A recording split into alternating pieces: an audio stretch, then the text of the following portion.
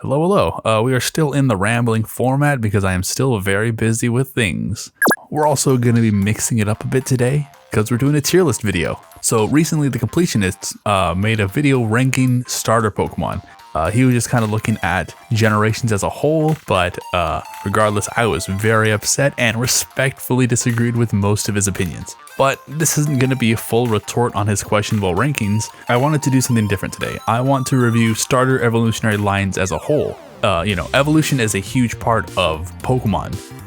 So I want to look at how the designs and themes carry across from, for example, Charmander to Charizard. Obviously, I can't do Gen 9 yet, but if this video does well, I'll do a follow-up when the full lines for Scarlet and Violet are revealed. So, leave your like, comment, subscribes down below if you want to see more.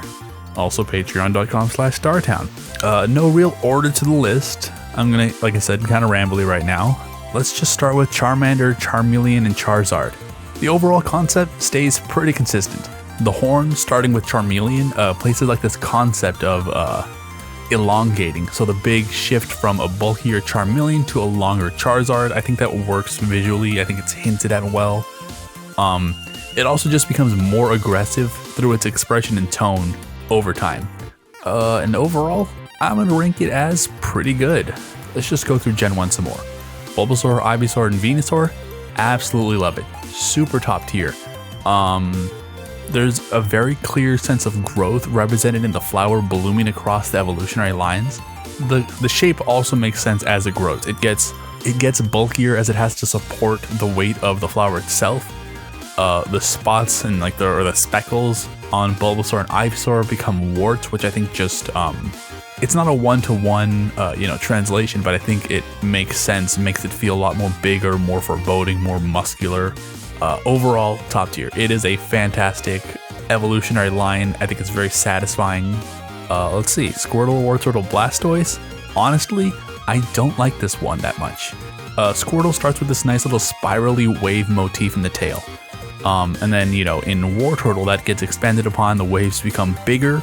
And then Blastoise, just guns. It just gets guns.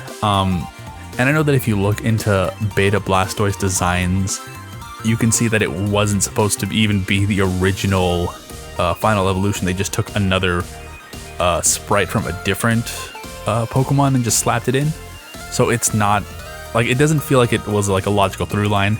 I think Blastoise looks cool. It just doesn't make sense in terms of evolutionary progression. I'm going to put it in a dislike. That being said, a water type that does work for me, Mudkip, Marshtomp, Swampert. Pretty good. It's a little axolotl, which is cute as hell. And while the final evolution is a pretty big step away from an actual axolotl's look, I think the growth made throughout the design feels very natural. The fin in the back becomes a lot bigger, and these core elements still stay the same, like the cheeks and the fin on top of its head as well. Plus, Marshtomp and Swampert have this very husky, lumbering body and stance that feel really appropriate for the additional ground typing. So yeah, overall, I think it's pretty good. Now, Torchic, Combusken, Blaziken. This one can feel kind of weird. The patterns across the tufts of hair and the coloring pattern stay pretty consistent. But again, if you're looking at just the face or the overall shape, I think it definitely feels like some pretty large leaps and bounds. But if you focus on the legs of Torchic, Combusken, Blaziken, I think that's kind of a big part of each design, which I really like a lot.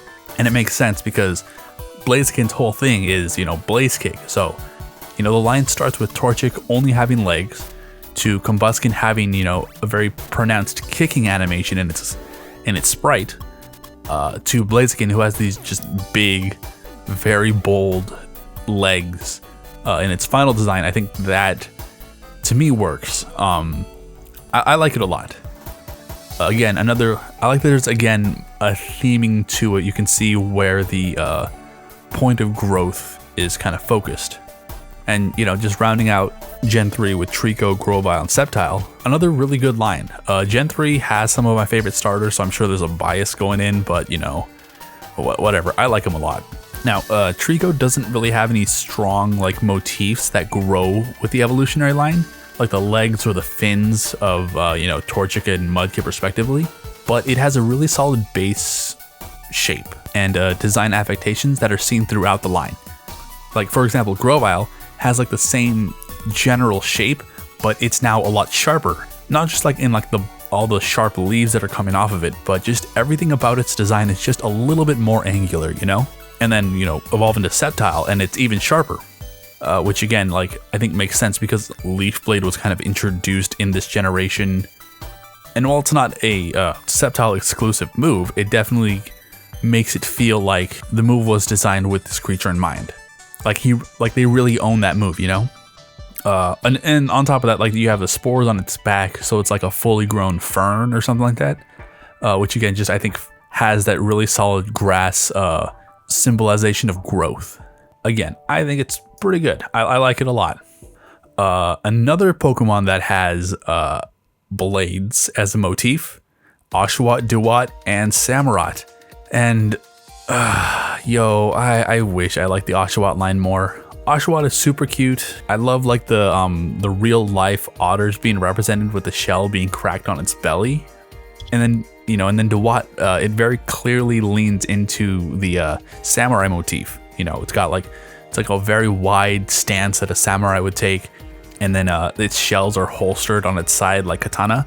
It even has the top knot, the chonmage, I think it's what it's called, that samurai commonly had. Like, there's a very clear samurai motif. And then you get Samurott, which, you know, that name leans super hard into like that samurai motif that's going on. And well, I appreciate like the body diversity, so it stands apart from like Emboar and it's not bipedal, and that's great. You know, and it has like the armor plates on its limbs and a helmet and a mustache. It feels like it has the traits of like a wise war general or something. But like, I don't know, the jump in logic just doesn't feel there for me. It feels kind of like how Blastoise was a completely separate Pokemon design. You know, I see like the design expectations, but it just, I think there could have been something done to make it feel more like a war general, if that's what they were going for, you know. Yeah, it's a dislike from me. Listen, if you don't like this, let me know in the comments below. Tell me your opinions. I want to know how you feel about these evolutionary lines as well. Tepig, Pignite, and Emboar. Overall, not bad. This evolutionary line is it's one of the ones that I feel like its entire design is based on clothing, you know. Tepig has a diaper, Pignite has like the wrestling singlet, and then Emboar has more clothes, I guess. Like it got pants on. I don't know. I looked this up before, but like Emboar is supposed to be the pig from Journey to the West.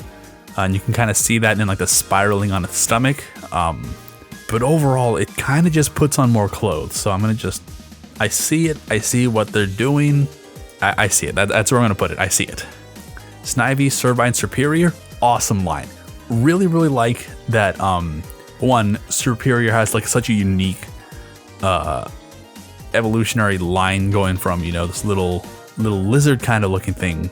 You know, you're taking away the arms and legs, effectively simplifying the design, but like they managed to make it feel much more regal because of its patterning.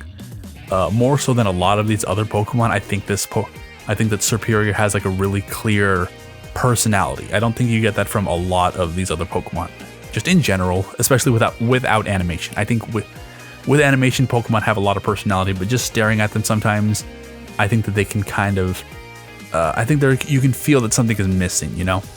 Like that regality, you can see it carry through and like grow from Snivy to Servine to Superior. Top tier. It's fantastic. I guess now that I'm thinking about it, should I do Hisuian evolutions? Nah, I'm not gonna do that. Just because it's like it's only the final evolution that really gets changed. So I don't think that's fair. Yeah, I don't think that's a fair part of the analysis. Duat to Hisuian Samurott wasn't the original intent, so the progression isn't going to feel as natural just kind of by default. So, you know what, maybe I'll do a regional variant analysis kind of ranking video, talk about them there. Leave a comment if that's something you're down to see. Let me know. And since I just talked about the Hisuian variants, let's talk about Rowlet, Dartrix, Decidueye. This is the other Pokemon I was thinking about when I said their evolutionary lines is kind of just them putting on clothes, you know? Like, I love Rowlet and Dartrix and Decidueye as individual Pokemon. Like I said, like, outside of the clothes, there doesn't really feel like anything super cohesive going on, you know? Rowlet is, you know, a dapper boy who evolves into like an even more dapper Dartrix. But then like Decidueye feels like this bird of like many secrets. Like it's very mysterious. It has like the energy of the rogue that sits in the back of the tavern just watching everyone in your D&D campaign, you know? And like as a through line that doesn't quite work for me. I know that it gets its ghost typing, but yeah, even then it doesn't quite, that doesn't quite land for me yet. I don't know, maybe if like they did something more in like Dartrix's design or personality to like insinuate like a bit of mystery or like even archery maybe, I think it'd be pretty good. Like I said, I love Rowlet, I love Decidueye, I love Dartrix, but they don't really work for me as an evolutionary line. Litten, Torracat, and Incineroar, however, pretty solid. Overall, it's nothing too impressive, but I don't think it's bad by any means. It feels very natural. Kind of feels like Charmander's design progression. Like Torracat is just kind of bigger Litten in the same way Charmeleon is bigger Charmander. One design detail that I really do like though is that the Fire Bell in Torracat transitions into the Wrestling Belt. I think that's just really fun. Overall, I see it. I like it. It's not amazing, but it's not like bad either, you know. And let's wrap up Gen 7 with Popplio, Brionne, and Primarina. This is another weird one, I'd say. I think you can see the similarities like in the overall body shape and like it's got the frills on the main body and then the nose. It definitely feels like it has like this motif of an ugly duckling, you know, ugly duckling into, you know, the elegant swan. And one thing I will say that I like a lot about it is that it doesn't feel the need to make Brionne the super brooding and like ashamed about how it looks middle tier. Like I think Brionne just kind of looks like a happy little goofball, and I think that works really well to like, you know, define what this Pokemon's personality is. Overall, I can see it. I think if that's what they were going for with like that ugly duckling thing, but also putting like a spin of positivity on it, I like it. It's overall, I see it, you know. I don't think it's as good as some of the others we've seen, but you know, I see it. Man, Gen 7 just didn't really have a super strong showing here. I love it a lot. I love Gen 7 a lot, and I love a lot of these Pokemon individually, but I don't think that there's a lot of cohesion in the line itself. The other one that kind of had like, you can see like a clear emotional growth, Sobble, Drizzile, and Inteleon. Again, I think it has its same, I think there's a very clear feeling of like the Pokemon is coming into itself. You know, another kind of ugly duckling kind of situation, but like different from Primarina. There is like a very clear line of emotional growth from Sobble to Drizzile to Inteleon, you know? It's like very timid as Sobble, and then it becomes kind of like shy and reclusive as Drizzile, but like, you know, in a very angsty teenager kind of way. And then once it, you know, evolves to Inteleon, it's very confident. You know, it even has like this superhero cape kind of thing. It's so confident in itself, like, damn, look at that. And let's, the fin on its head, it starts as like, it starts upright and very alert, like someone who is very timid would be. And then it becomes all gloomy and droopy. And then in Inteleon's design, it's back up, but like in a way that feels like it's very slicked back and a lot more confident than it was with Sobble's. Overall, you know, I don't like Inteleon that much, but as a line, I think it's pretty solid. I really like, you can feel like the story being told through their progression. It's awesome. Let's see, Grookey, Thwackey, and Rillaboom. So the jump from Thwackey to Rillaboom feels really jarring. Like the most cohesive representation of growth is like in its hair, and I think it's like just okay. Obviously, it also has like 1 stick to 2 sticks to like, you know, a whole ass drum. But I don't think that reads super well outside of like when it's not being animated. Just looking at the designs flat, I don't think it promotes that same, you know, there's no real sense of growth other than like it becomes like a slightly bigger monkey and then it just becomes a whole ass gorilla. I think there's a lot of like design choices in Rillaboom that I think could have been suggested in Thwackey that just weren't really. So yeah, I think I could have used a little bit of polishing up. You know what? It doesn't really work for me. There's no real clear, you know what? I'm gonna just drop it to dislike. I don't really like it as a line. I think they look really cool individually, but yeah, just as a line doesn't work for me. I don't really like Scorbunny, Raboot, Cinderace evolution line either. Yeah, man, this one's just wearing clothes again too, ain't? Hold on. Let me add a new tier. Just wearing clothes. And Boar can go in that too now. And yeah, Cinderace. And yeah, Scorbunny, Raboot, Cinderace kind of just falls into that tier too. You know, like Scorbunny has like the polo kind of collar, then Raboot has like a tracksuit, and then Cinderace has Sora Kingdom Hearts pants. Yeah, aside from them being like white bunnies, like orange and yellow accents, they just don't feel connected, you know? Maybe that's like the through line is like, maybe it's like the career of like a soccer player or something, but like, I don't know. I think there could have been a little bit more to link the 3 in the line. They're just wearing clothing. Chikorita, Bayleaf, Meganium. Not bad at all. There's a clear demonstration of growth from like the flower blooming. It's not as visually satisfying as Bulbasaur because like the leaves turn into flower petals, and that's not really how it works.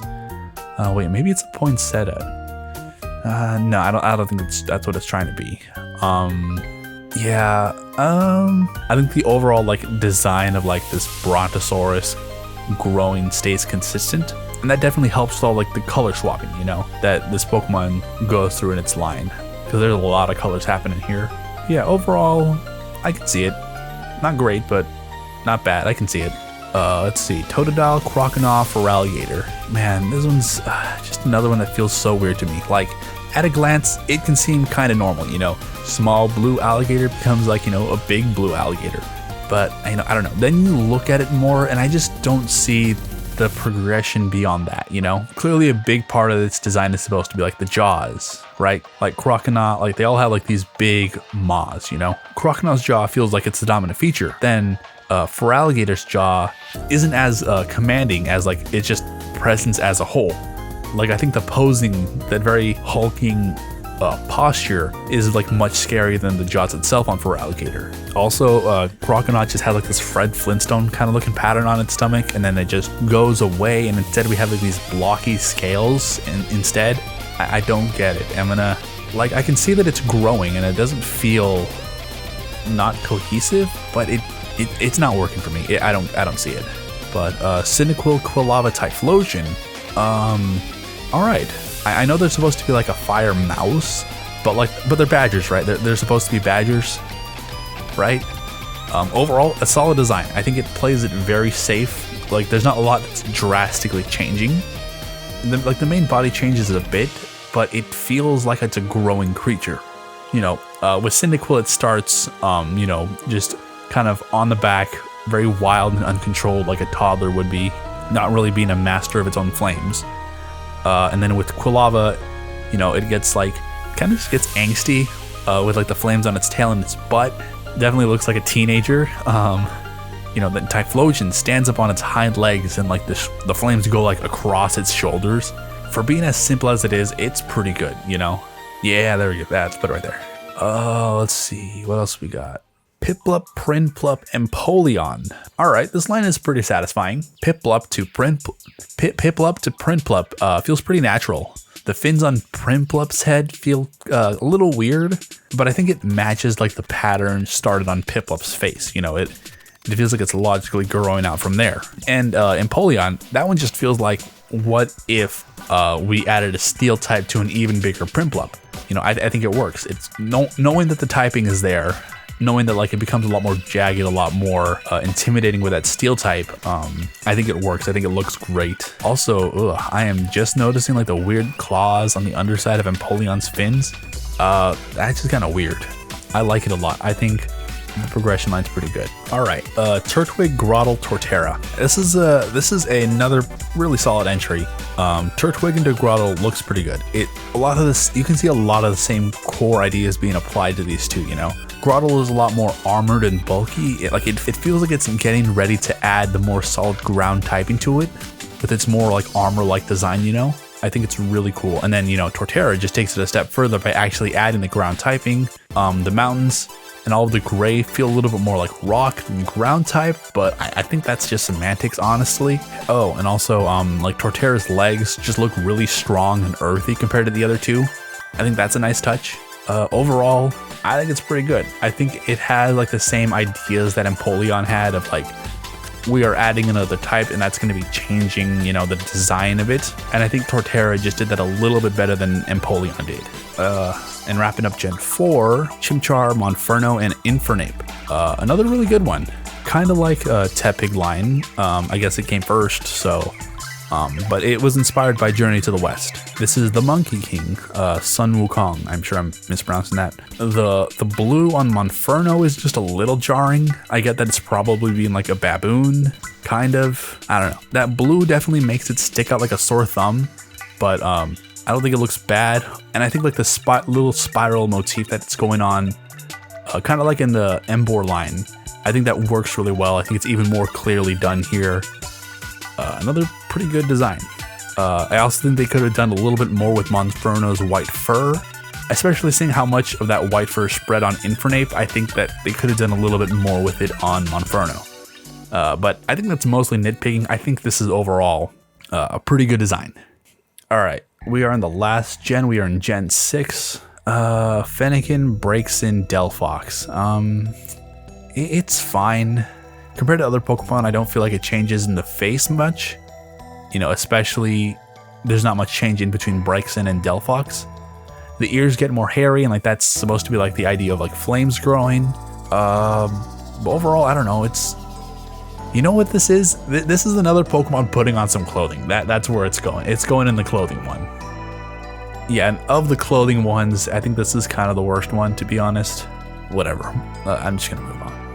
Chespin, Quilladin, and Chestnut. All right. This is another weird one. They're based off of like the chestnut seed growing, you know, ripening and like turning white. And like from a design perspective, I think that's pretty cool.